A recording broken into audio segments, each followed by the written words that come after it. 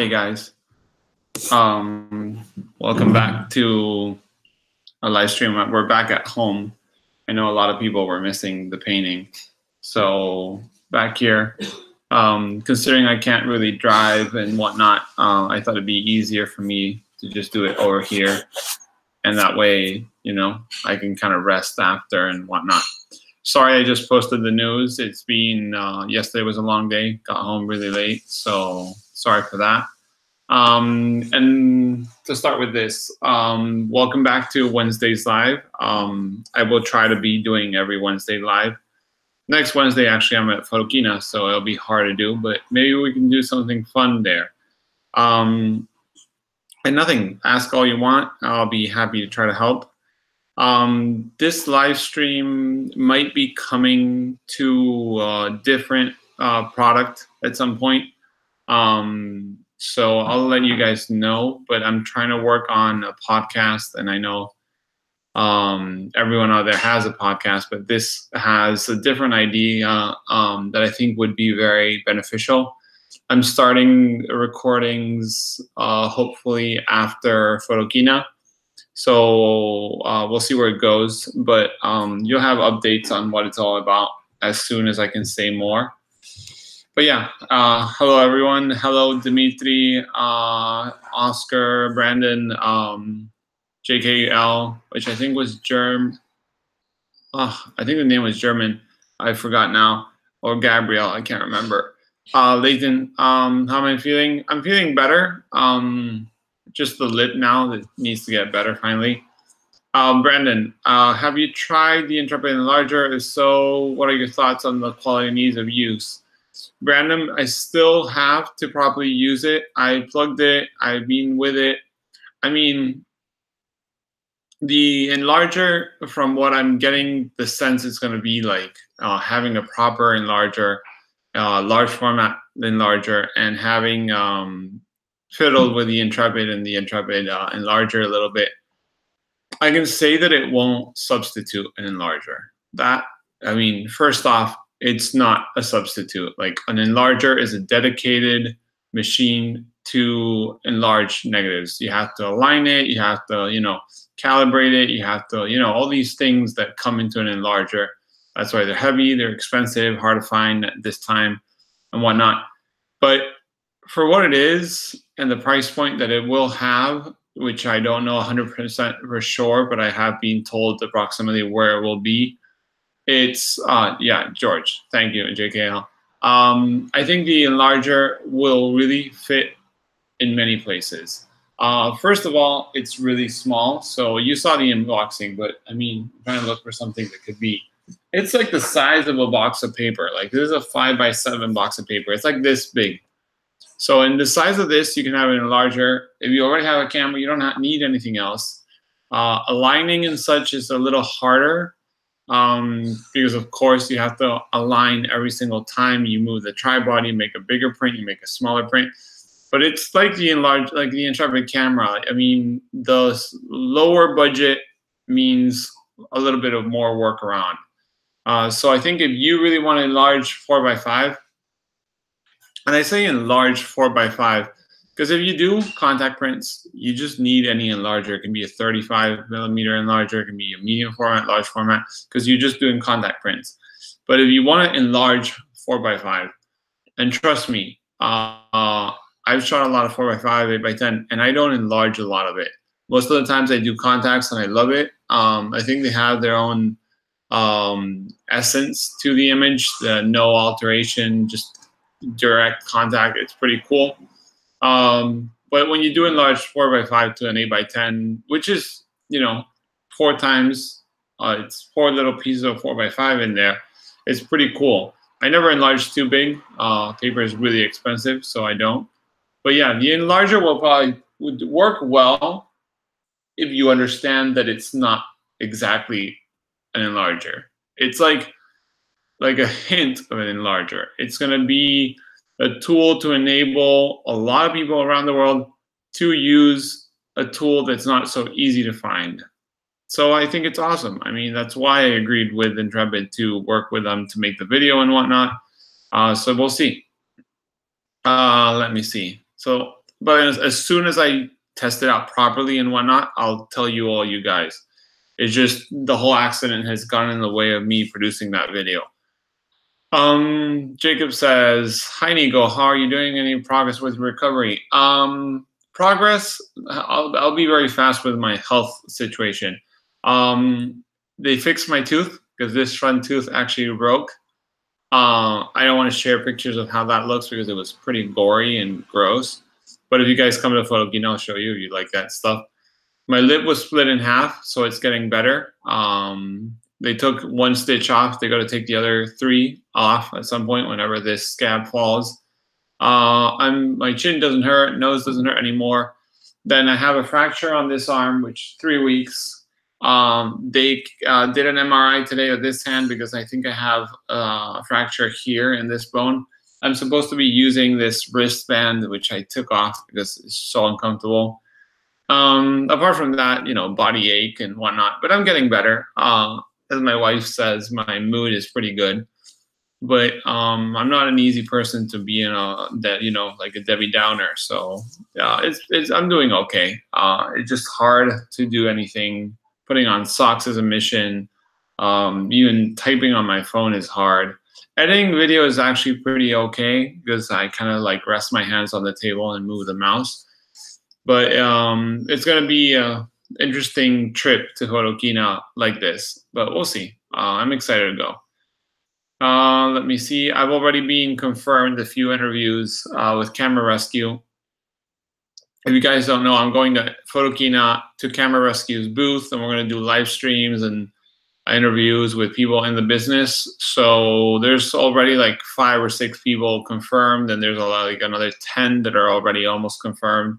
So it's going to be pretty cool. How can I work at Photokina? Well, actually, it's a good question. I'm going to use a Pelican case with wheels so I can carry it all the way in. And there at Photokina, there's a team of 6 people for Camera Rescue, including me, 6. And I'm going to have someone help me. Jordan from Camaville, thankfully, is there to kind of help me, and I'll be there to help them. So setting up the camera and whatnot. And then I'm just going to be doing interviews. So once everything's set up, it's pretty easy to just sit down and talk with someone. Or if we move around, you know, we'll just lug the camera on a Pelican case and kind of walk around. So yeah, it's going to be hard to work at Photokina, but I'm excited either way. And I'm guessing that when people see the cast, they'll help me out, you know, like lift my case or set the tripod or whatever. I'm pretty good at getting people to help me out if I need. I have no problem in asking for help. I'm a proud person, but I'm also reasonable. Leighton says, yeah, if you want to go from 5x5 to 9.5 by 12, then it'll be fine. For 16x20, it's probably going to be starting noticing things. I mean, I don't think the problem is going to be with the quality of the enlargement with the Intrepid. I think if you have the right lens and you have the right tools, aligning, I've had my enlarger slightly misaligned for a while and nothing has been an issue. You got to stop down the lens and whatnot, so it's fine. But I'm eager to try it. I don't know if I'll be able to try it with bigger prints because I don't really have any big paper at the moment. But if I do find something in the lab, I think I do have some 16x20s. I'll try to do a few 16x20s of some negative that's very sharp all across, so I know for sure that from corner to corner should be sharp. But I know it's going to take some fiddling with the camera and larger combo to get everything right. But yeah, I mean, if you're paying what you're paying for that, it's pretty good. Just so you guys get a reference, my first large format enlarger, I paid 1,200 euros and had to drive 1,200 kilometers one way and another 1,200 kilometers the other way. So I'm really excited that people can pay whatever it's going to cost for the enlarger from Intrepid. And, you know, it's going to be under the 200 euros, so if I'm not wrong. And that's going to be pretty nice. George says, what do you think about the Instant Magni 35? Actually, the Instant Magni 35 got me really excited. I think it's super fun. I love the way that they implemented it into normal cameras. I mean, Leica camera, Nikon cameras, Canon cameras, just without destructing or breaking anything. I understand that it's kind of like a bit of a franking camera to many people, but the pleasure of sharing an image with someone when you're out, like if you're shooting street photography, imagine you're, intruding into people's lives and shooting, and some people get pissed off. Imagine you have an Instax Magni in your bag and you can be like, oh, sorry, look, like just so you see, this is what I do. You pull it out, you take a picture of them and be like, here, and you can keep the picture. And that will change a lot of people's attitude, being like, oh, wait, this guy just shared. I mean, I love sharing instant moments with people. I used to do the FP100C, the peel apart film from Fuji. I've done pictures in the parks with kids, with my own kids there, so people get comfortable. And I always give them the negative and the positive, and it's amazing. So yeah, I really like the idea. I didn't support the Kickstarter mostly for economical reasons, that I could not actually buy it, but I would be super happy to have one. I think now that peel apart film is still not in the market again, even though Kickstarter is coming out tomorrow for Super Sense, I think that kind of stuff is pretty fun. Coin, evening guys. Nice to see you, Coin. Filena says, I'm using 500 milliliter bottles of Ilfusol 3, but it often turns brown before I can use it all, about 6 months. Should I try some powder developers? I recommend you do use powder developers, or use something like Rodinal or Kodak HC110, which is what I use. That stuff will last forever. Developers that die pretty fast, if you're not a very, avid shooter and developer, it ends up being, a pain. And the pain is not even that the developer's gone bad and you throw it. Is that you develop film with bad developer and you get no images. That's the worst thing, or worst nightmare for a film shooter, is you took a picture, it's on the negative, on the film, you develop it, and you screw it. That's when it sucks. That's when you're really pissed off. Let me see. Leighton says, you can get assistance at the airport as well. You might need them to let you know in advance. Yeah, I'm thinking about that. My biggest issue is going to be my Pelican case with all my video gear is way over the size and the weight. Not the size, the weight, sorry. So I'm going to have to really pack smart, because I'm going to have someone help me lift it up. But yeah, I'm counting on trying to get some assistance. It just, if I put all the cast on, I look like I'm totally handicapped. Nikita, in a good time zone. Yeah, it's my time zone. It's 9 o'clock at night here. Leighton's saying, if you then I use HC110 or Rodinal, that's not then it's no problem. Or look for the gas argon they use to preserve wine, should help. That then I'll do a specific chemistry keeping spray, which is argon. Another thing a lot of people do is you can put like glass marbles, the ones that kids play with. You clean them and then you fill the bottle all the way up with marbles, so there's no air. But honestly, like Leighton said and I said before, HC110 Rodinal, I've had HC open for like 6 years. Developed after 6 years, open bottle, worked fine, just like it was brand new. So yeah, it's my developer to go ever since. I've just this year already used 2 bottles, and I probably will use another 2 if I keep on going, even though now I can't develop. Dimitri says, did you see Cat Labs gave up the effort to pack film? Dimitri, yeah, I did see Cat Labs gave up the effort to make pack film. Actually, he told me about it. I already knew that it was probably going to be a no. Like a few months back, I talked to Cat Labs quite often. He's always been a big supporter of the YouTube channel and on what I do and whatnot, and I really appreciate it. I've actually never been a Cat Labs client, which comes to say how much, he has helped me, and I've actually never helped him in directly way. But yeah, he there was a lot of reasons for that. And at Photokina, like I said in the news, he's told me we will talk about it and he can disclose more details.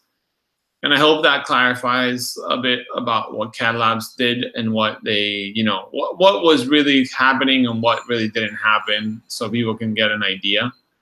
But yeah, I mean, making fact film is no easy endeavor. You've seen New 55. We've seen Super Sense, and hopefully now Super Sense is coming with a Kickstarter campaign and join a bunch of people that could make it, but we still have to see that. We saw Impossible Project and how they started and how it still is.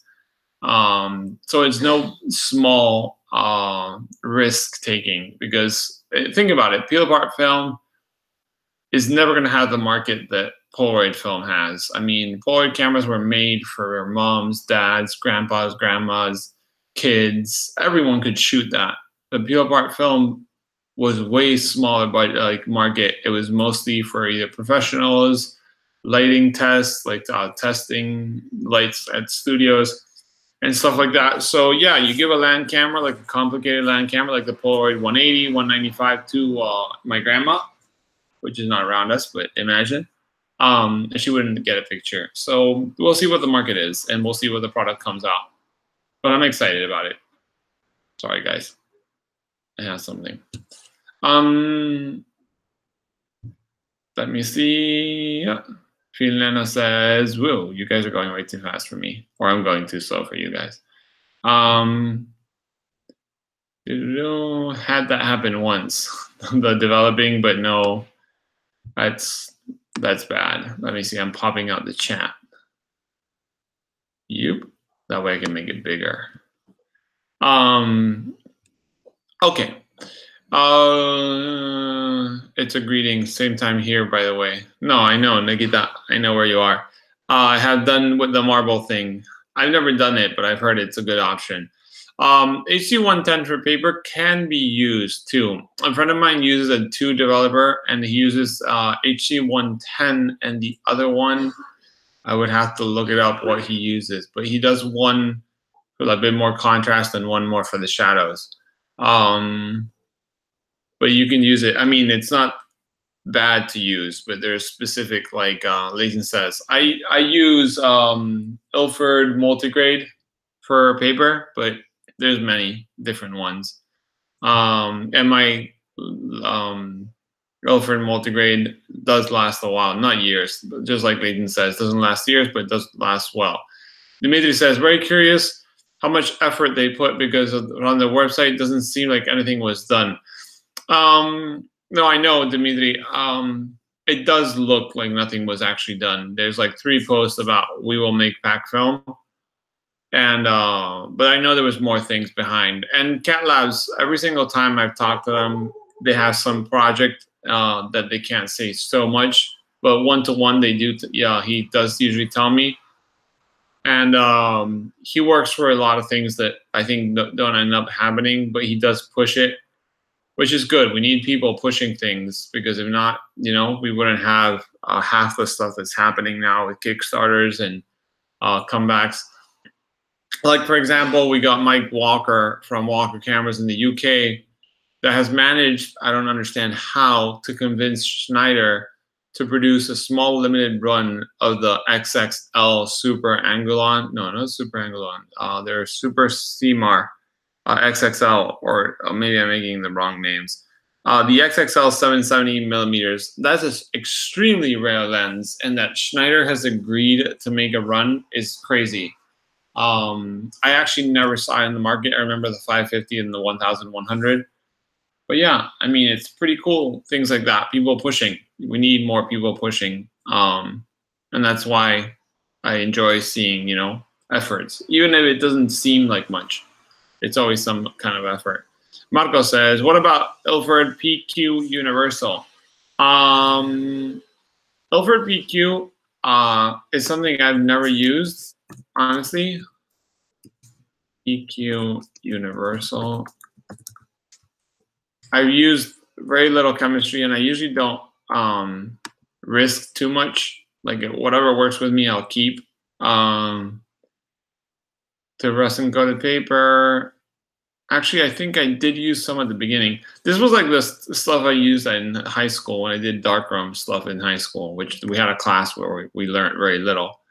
But it works well. I buy the 5-liter jugs because I do a lot of, when I develop, I do a lot. And when I do darkroom, I do a lot. But I'm sure it works great. George asks, is the healthcare system in Spain good, or do I have to pay? This happened, my accident happened at work.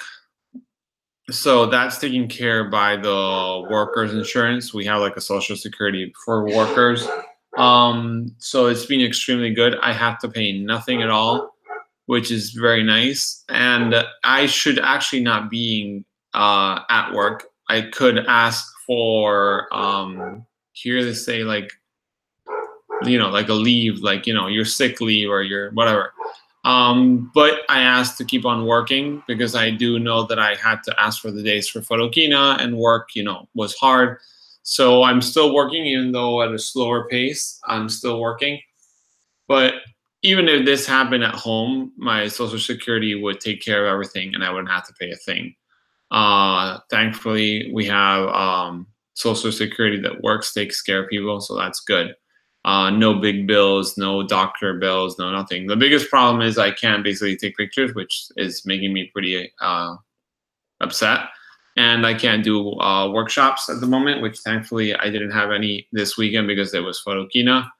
But apart from that, I'm okay. I can't drive, so I have to get someone to take me and drop me off at the train. But everything else is working pretty okay. And I can't help at home, which is actually being pretty hard because I got 2 kids. Nikita, I've seen a documentary on Snyder, and they're what I call a Bavarian workman type of shop. Smaller production runs are easier in such situation, and every overproduction is kept in stock and sold one by one. No, I'm sure. I haven't seen a documentary on Schneider. I would love to see it if you want to share that. But I can imagine it's a small production. I don't even know how to look at this up. Schneider. But yeah, it's like the Cook guys. Schneider video. I don't even know where to find that. But the Cook guys, I've seen a few videos, and I mean, they run in batches of like, they'll do one order until they don't fulfill that order. They won't make something else. Nikita says, making a note, if I can find it again, I'll message you on Twitter. Thank you. If you message me the video, I'll post it on the news for people to watch. George, what is my job? I work at a carpentry. It's like a mass-produced wood industry. So I use big machines and stuff like that. And my main job right now is taking care of all the machines making wooden wine boxes. Funny thing, I don't drink wine, but that's what I do for 6. I start at 6 in the morning. I finish at 2 in the afternoon. That's why I do the news. My news studio is at work, so I record it there. That's why my studio here has different setup to the one for the news, and I can keep the news all you know, set up. Oh, you can be curious. I don't mind. I got no secrets. But that's what I do. I've been doing it for 13 years. I actually studied construction and construction management, but then went to this because it's family business. So that makes it that much more interesting in terms of flexibility. If you ever want flexibility, don't work with family, and then you won't have any. Work with a normal company. But yeah, I mean, I do get to go to photokina, which is nice. Any other questions, guys? There's not much updates because I'm doing a update on Sundays now. But apart from photokina and the interviews, I think I'll be meeting Gaussen, the light meter people. Leighton says, hence why the darkroom looks so good. Actually, I mean, my job description or what I do at work has nothing to do with like actual carpentry. Like, I'll never screw a screw into wood. I never really cut like a piece of wood by hand. It's all machine done. But I've always had a hand for furniture and stuff. And my grandfather was a sculptor, so I always had tools in my hands ever since I was very, very small. If someone ever comes to Spain to visit, I'll take you to a sculpture that's in San Sebastian, an hour away from here, that has my name on it because I helped my grandfather build it. But yeah, I'm kind of handy, but my carpentry work has nothing to do, I think, with the construction stuff. But yeah, I can build something. I had a few leaks not long ago. I fixed it up. There was like a little hole in my drain was coming out. Lazy says, "Looks, even me speak English. That's impossible."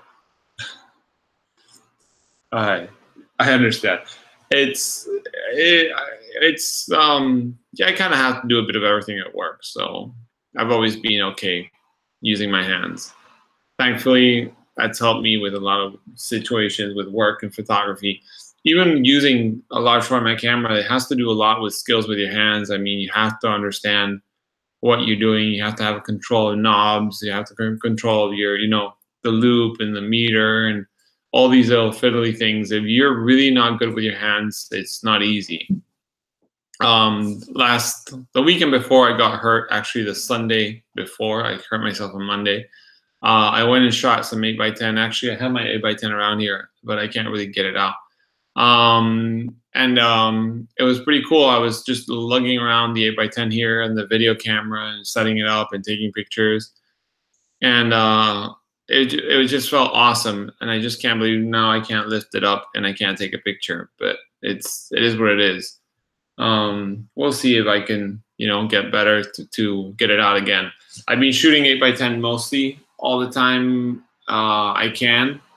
I have the backpack here at home with the 8x10 always ready, and what I take back and forth to the studio are the the film holders. Ethan says, I think film photography makes you good at practical things. I do think so too.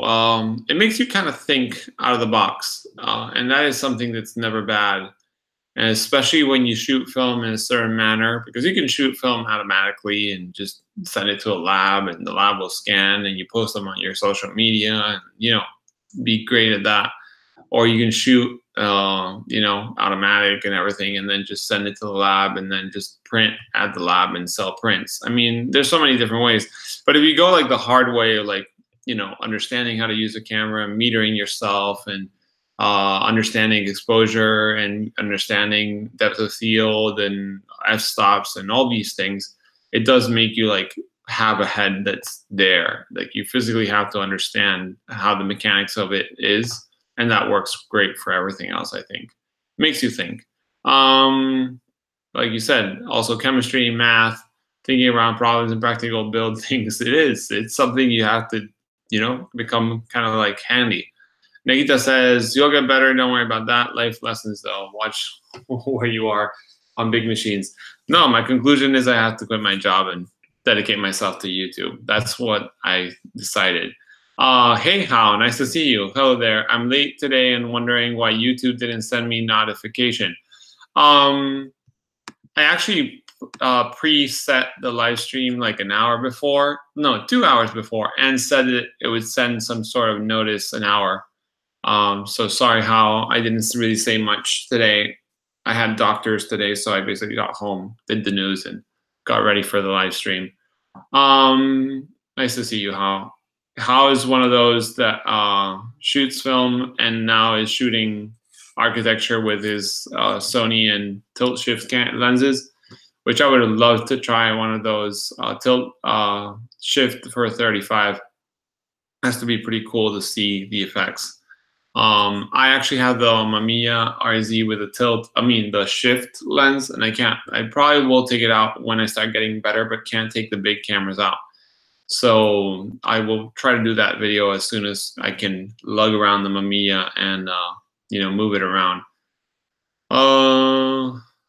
Dimitri says, "What's thinking of making a do-it-yourself light table? Any idea on a size?" I actually just bought myself maybe 6 months ago a light table, and I bought it on Amazon. It was a random Chinese knockoff brand. It's like an A4, A3. I think it's like an A3 size. And it was so cheap. It was like 50 euros. And I can put a negative 11 by 14 on it and digitalize it if I want, which is what I wanted. It has 4 sets of like intensity. So my recommendation, if you're thinking about size and making it yourself, which is very respectable, I would go for enough size where you can put 2 sheets of negatives. So 35 and 35, or 120, 120. So like exactly that, like an A3, which is going to be like 50 on the short side. No, a little smaller than that. Basically that. Enough that you can put 2 sheets of paper on it.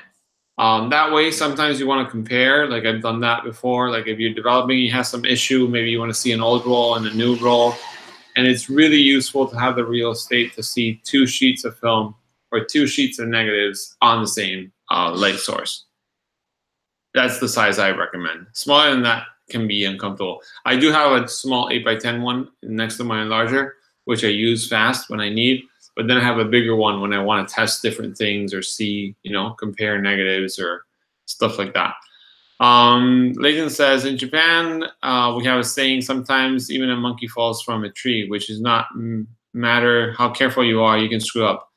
I did it a few years back, fell 2 meters onto my boat, then bounced into a river. That sounds like a bad fall. Hopefully you didn't have no air, because if you fall in a certain way, you'll lose your breath, and if you fall in the water, that can be pretty bad. I fell face first, which I guess is equally bad, but I didn't lose any breath. I actually got up immediately and took myself to the doctor, basically. Hao says, I did shoot some architecture with that tilt shift lens with Velvia 100. Nice.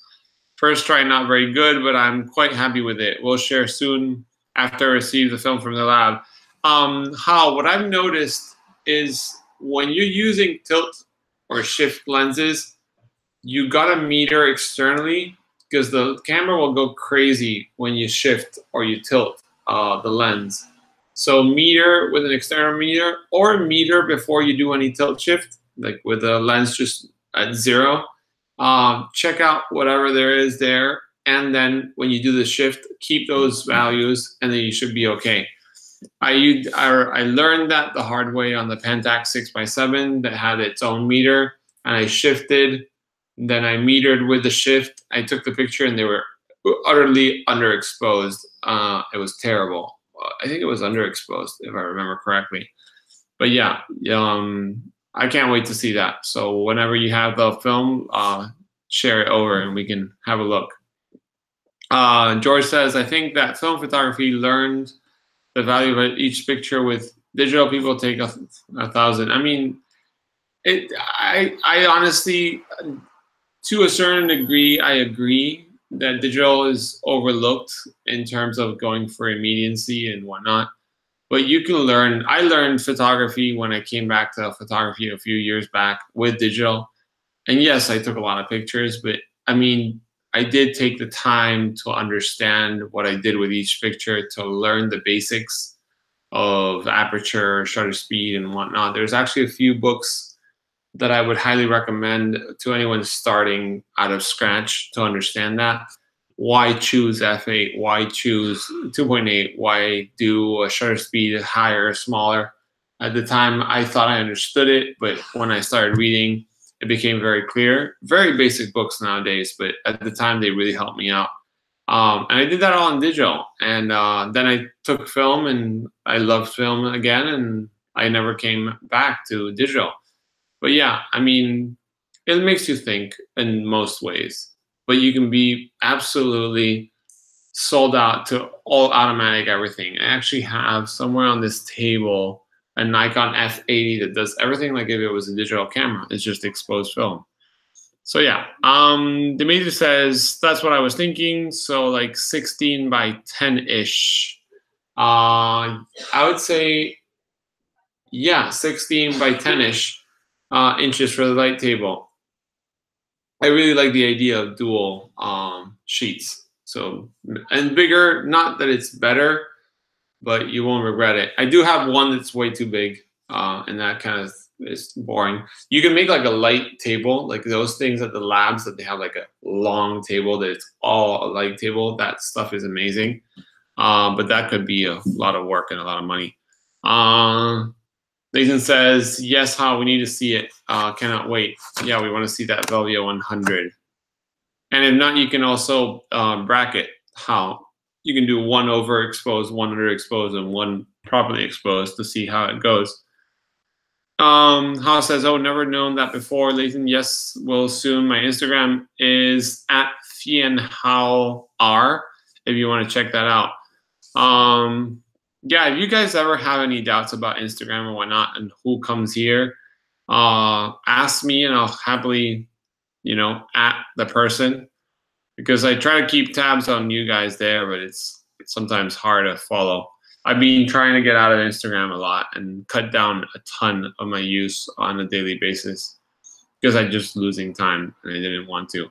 Dimitri says, JKL, I think it's all about how you approach it, just like I thought too. PJ Jesus, hey, I totally didn't say hello before. Sorry. PJ, nice to see you here. I learned photography with film. I learned photography with film at first, but it was high school, and then I forgot it all, and then I came back with digital. But learning photography with film has a discipline that's, it's cool. But I remember when I was trying to learn film when there was no digital, there was no way, I didn't have anyone to ask at the time. The only guy was the photography store in my neighborhood. And yeah, he would spend a few minutes with me asking questions, but like he had a job and he couldn't really tell me all about it. And I made the worst mistakes that I wish someone would be like, hey, you totally backlit that, or, your meter, you shouldn't have trusted it because, the sun was behind. Things like that, just my head wasn't there. And it was so expensive back in the day. And I'm talking about 1996, 97. It was already expensive enough for me as a teenager, and I couldn't shoot. So I couldn't learn properly, and I was a mess at it. But I have a ton of slides if you guys want to see one day that are really bad. Layton says, I will give you a follow. Yeah, House has some good stuff. And when he was shooting large format, he has a picture of a building that says something like Sam, if I'm not wrong. That's pretty cool. So he's definitely one to follow. I quite like the architecture photography he does. And his Hasselblad work was pretty cool, even though then he sold it, and then he bought another one, then he sold it again. Dimitri says, I have one of those at the darkroom, but this one will be for home use. Yeah, for home use, then get something smallish. This LED one is nice because it doesn't, that I bought. It doesn't flicker when you use your phone or something to digitalize. Second, super thin. Third, uses like a super small pin for connector. I think it even came with a case, which I don't even know if I kept or not. But it was pretty nice. If you build your own, it's pretty cool. Your pronunciation of my name in Vietnamese is on point. That probably is just a coincidence if I said it right. Leighton says, I have to admit mine has film stuff, but also quite a bit of my action sport photography, so ignore some of that unless you like it. We all have different shots on Instagram. That's the whole point, that we can share what we have. I started sharing cameras I was using, and then it started being fun, and then just sharing a lot of other stuff. I've been trying to share more scans and whatnot because I know people enjoy seeing it. But it's hard sometimes to scan everything. I'm not a big scanner guy. How says, P.S. I have sinned again. Rangefinder is not for me, so you know what I'm getting again. Yeah, get a Hasselblad. How you could also try a Bronica. Those Bronica SQ are pretty inexpensive, and they're pretty decent. The SQA and stuff are pretty good. Yasef, hola Nico, un gran abrazo, que te recuperes pronto. Gracias, Yasef. Voy poquito a poquito. But yeah, in the SLR medium format 6x6, the Bronicas, I understand the rendering is not the same from the Zeiss lenses, but they're pretty good cameras and they're small and cheap. Look, Tim is here saying, I have an XQ and have been quite happy with it. I've been tempted many times to get an SQ or SQA or SQB, SQAI. The names, the denominations are hard for me to remember. But yeah, they're pretty inexpensive cameras and pretty good. And if you want to go like wide, one of my partners in the darkroom, he was thinking of Hasselblad, but he wanted a 40 millimeters. He checked the price of the 40 millimeters and straight away looked at the Bronica, looked at the price of the 40, and went Bronica. I think the 40 millimeters, which is a wide angle, pretty extreme, was like 400 euros, and the Hasselblad one's like 1,500. So yeah, it's like 4 times more expensive. So it has to depend on your budget too a lot. And the Bronicas are very good. Let's see. Cohen says, on Bronicas or Pentax 6x7 and the like, no fear of failing electronics. Cohen, yes, there is a very big fear of failing electronics. I mean, first, they're modular cameras. So if something breaks in the body and it's not fixable, which probably it won't be, it's not too hard to find a substitute. Like, I've had, I don't know, maybe like 7 or 8 Pentax 6x7s, all of the older one. The only one I've never had is the non-MLU, which I really want to get one, even though it's the one that nobody wants to get, because I've never had it. But they failed, but never for electronics. And Bronicas have never failed for electronics. The only camera I've had that had some glitches with electronics was a Fuji GA645. And the only thing that happened is the dial, when you turned it, it kind of like wobbled crazy. So when you were adding ISO, it would suddenly like go all the way to the end in one click and then go back down in another click.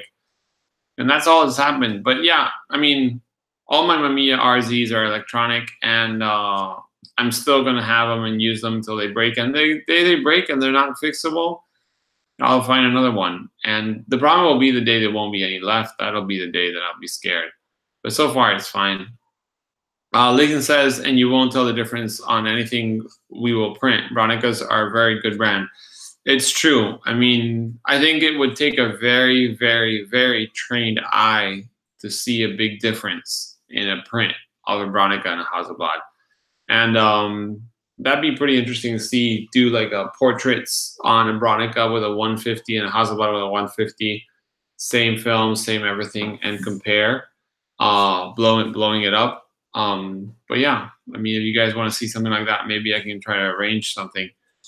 I don't have a Bronica SQ, but I do have a partner that does. Oscar says, yeah, but Bronica lenses can be remounted into regular large format shutters, so when the camera dies, the lenses don't. And there goes Oscar, who loves to build things. If you guys don't know, Oscar is the guy doing the Phenomenon camera, which is that X-Span 3D printed camera and whatnot. And he's working on something pretty cool on 6x7, but I won't say more because I don't know if Oscar wants to share.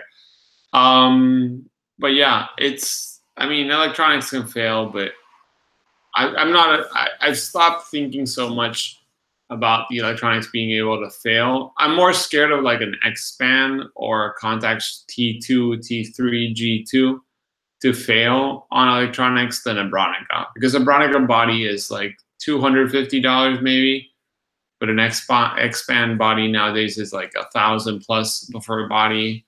Same thing with the T3 and the G2 and whatnot. Let me see.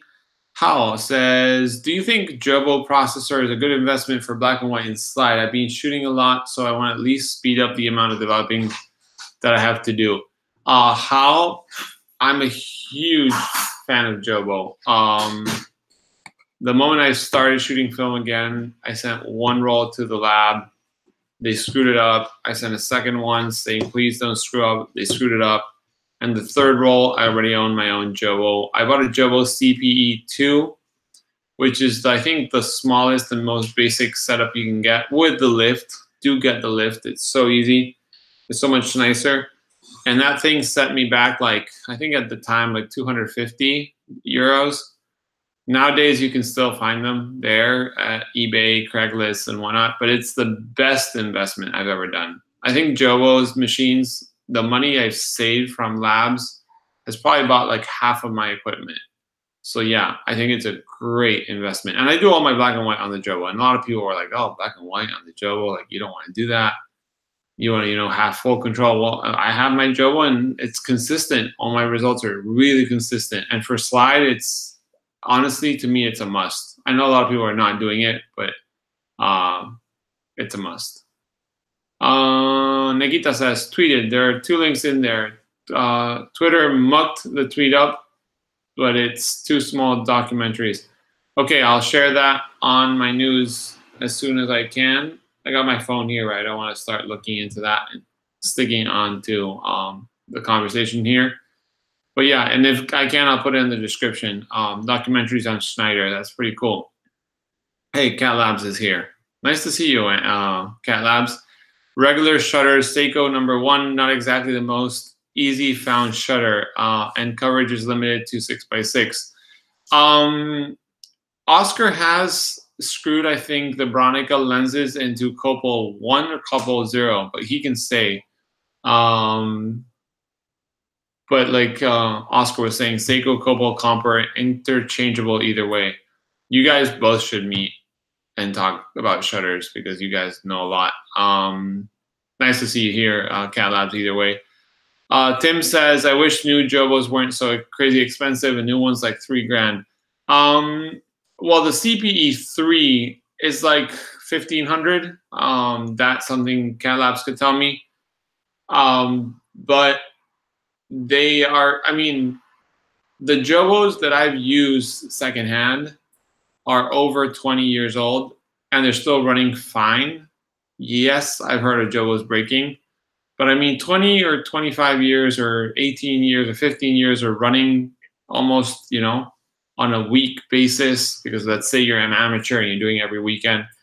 I mean, just consider the amount of money that will split up. I mean, if you're thinking about spending 1,500 dollars on a Jobo and it will last you 10 years, think about how much one of these, cell phones is worth and how much that will last.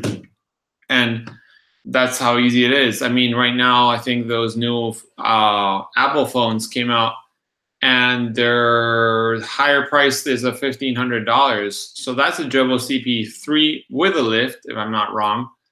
And that thing will outlive probably the next 10 generation phones. So expensive, yes, but durable, yes. So that's pretty good. And then you got them refurbished. Cat Labs refurbish this, and you know what I mean, all the time. So you can get that. I'll plug Cat Labs sells refurbishing with 12-month warranty. It's true. I mean, I come to that conclusion. Like I have one new Jobo, and already the film that I've developed on it has probably paid the machine. And it's the bigger version that's more expensive, that uses the expert tanks and whatnot. But I've been shooting 8x10 this year and last year. I probably shot over 200 sheets of film, and color, slide, and black and white. The black and white only is probably over 200 sheets. 200 sheets at a lab. If they charge you $10 a sheet, which is probably could be a price for 8x10 developing at a lab in the States, that's $2,000 just there. So the fact that I can do it with a bottle of 8 sheet 110, that's like $25, and I can do like, I don't know how many sheets with 33 liters, but like 150 sheets I think I can do with that. So I use a liter per 5 sheets. So yeah, I mean, the cost is high as a first investment, but down the road, it's cheap. If you're not going to use it as much as I do, then it may not be worth. You can buy secondhand, refurbished, like Cat Labs was saying, with a warranty and whatnot. But yeah, Jobo machines, I mean, I've told Jobo before. I met them at Photokina 2 years ago meeting them, this Photokina. The worst enemy of Jobo is Jobo in the sense of the older gear still runs fine. So yeah, basically, if you don't want to buy new because you think it's expensive, buy secondhand, refurbished or whatever, and it'll still run great. Those ATL ones, ATL 1500, 1000 still run pretty well. And those machines were fully electronic. And I mean, there's still parts around to fix certain Jobos. So yeah, I think it's a great investment. I'm a big fan of the brand. I don't know how many tanks, but way too many. And if anyone has doubts, they can come over and I'll show them around. Oscar said, didn't know Seiko 1 was different. Either way, pretty much all ETRS and SQ lenses are 0, which is interchangeable. GS1 and RZ, RB are Seiko 1 though. I would love to see one of my RZ lenses on a Seiko and see how far it can go. Pretty cool, because at the end it's a 7x7 camera, the RZ. So I wonder if it would cover like 4x5, close-ups for sure, but a normal distance, I wonder. Cat Labs, yes, that's right. I mixed them up. Yeah, Oscar is all into shutters and remounting stuff. As for lens coverage, is highly dependent on the lens itself.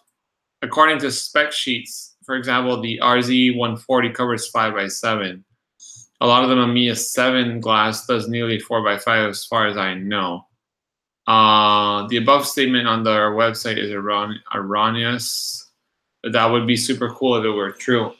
I mean, the 140, Oscar, I have it. So come to Spain and let's try it out. Let's see how much it can cover. I would think the shift lenses probably, if you can remount them somehow, probably have the biggest coverage because they're supposed to cover, you know, normal and also when you shift on medium format. So you have it too. Well, you still have to come over and we have to shoot. Okay, no more talking over the show. Who has signed the cast? The cast has this thing so no one can sign it. I'm sorry. Cat Labs, but we'll figure it out. Maybe at Photokina we can do some signing or something. Maybe I might have a cast on this hand because I think I have something broken in there. So if I have both hands, first Cat Labs will have to hold my beer, and then Bellamy will have to hold the straw, and then I can drink. But yeah, we'll see how it goes. Polaroid transfers. Yeah, we could do some of that. Maybe we got you know, Doc there, Foreign Caps doing some crazy slides, transfers. Which at Photokina, Analog Things is going to be there, Marco, and we're going to meet. So that's going to be pretty cool. If anyone is coming, let me know and come over, say hello. I'm going to be at booth, I think it's Hall 2.1, and the stand is the one with Cinestill, Adox, Photo Impacts, Film Washi, Camera Rescue. So I'll be there. And if you see me, let me know. Tim says, any suggestion on cheap pocket wizards? I bought cheap generic ones off Amazon. Works fine for 35 and DSLR, but mechanical cameras, 210 millimeter 4x5 lens SQ. I'm limited to slow speeds. Tim, I use pocket wizards, but the older generation, I don't even know how old it is. I think it's the Pocket Wizard number 2, but I can't remember. If I see a picture, I would know, but they work fine. I've had more issues with my flash PC sync being like loose and not syncing on certain lenses. I have a 150 millimeter from a Hasselblad that just pops whenever it wants. But cheap ones, I think the Yongnuo are pretty good. Actually, I have some Yongnuo lights here, and I think those work pretty good. But I've never had the cheaper ones. Back in the day, I bought the Pocket Wizards, and they're still working great. So maybe you can find those older Pocket Wizards that maybe don't do all the magic that digital shooters might need. Let me see, Pocket Wizard. It's the +2. I have the +2s, and they work great. They're not cheap, but I'm sure secondhand on eBay and stuff, it's pretty good. Back in the day, there was a page called Strabis.com probably, or dot something, that had a bunch of information for cheap flash photography. So I'm sure you can figure something out there. I think I'm gonna meet Henzel at Photokina, and they're gonna be talking about some new flashes that will work with film cameras with no silly, like super high speed links and syncs and whatnot. So if I get some information about cheaper Pocket Wizard that work with film cameras at, you know, normal speeds, I'll let you know. But my Pocket Wizards sync up to 1/500th of a second, no problem. But we'll see. We'll see. I'm curious. And if I find out something, I'll let you know. But yeah, guys, it's 5 to 10. If you have any last questions, let me know. Because in a few minutes, we'll hang up and we'll have to wait till next week. Next week, I'm going to try to do the news from Germany. And I'm going to do a news before Photokina because it's Tuesday that I get there. And I'm going to do a news the last day of Photokina, wrapping up all of the news that I've heard and all the things that we've talked at Photokina. So I suggest you guys check on Instagram because I'll be posting their Camera Rescue, their Facebook and such. YouTube, I'll try to upload when possible, but I'm not sure how the connection time will be or my time to edit. I'll be taking a computer to edit, but I'll probably just dump the footage and do copies and backups and then just go back to Photokina. Considering that this year I'm going to stay at a place with people, I'm sure we're going to be out to dinner and out to stuff, so it'll be way more busy than when I went on my own 2 years ago. Oscar said, Cat Labs, the info for the 140 is an old brochure where they state 6.4 inch by 8.4 inch. That's pretty big. But yeah, anything you guys want, and if you do come to Photokina, as I said, come over. There's a little meet and greet on Wednesday night at a place. It's on Facebook. If you friend me there, text me there, I'll tell you the link. They got a table for 30 people, but I'm sure there's going to be more than one, and we're going to meet more than just on Wednesday night. We'll probably meet a lot more. Test your mic before you go. Yeah, this time I have someone to help me out, so hopefully we'll be monitoring audio to not screw it up. But yeah, guys, it's almost 10, so I think I'm going to wrap it up. Thank you so much for joining after my little absence of live streaming. Cat Labs, thanks for joining us and giving us some information. George says, what do you think about the Olympus OM series?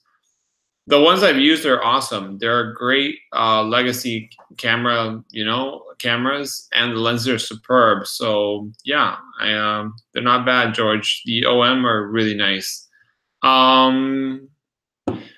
Thanks, everyone. And basically, good night. And yeah, next time we see each other, we'll be in Germany, and hopefully I'll have some guests joining and answering questions. I will have a great time at Photokina. Thank you, Hal. Good night, guys. And now I gotta find the stream. Okay, bye-bye.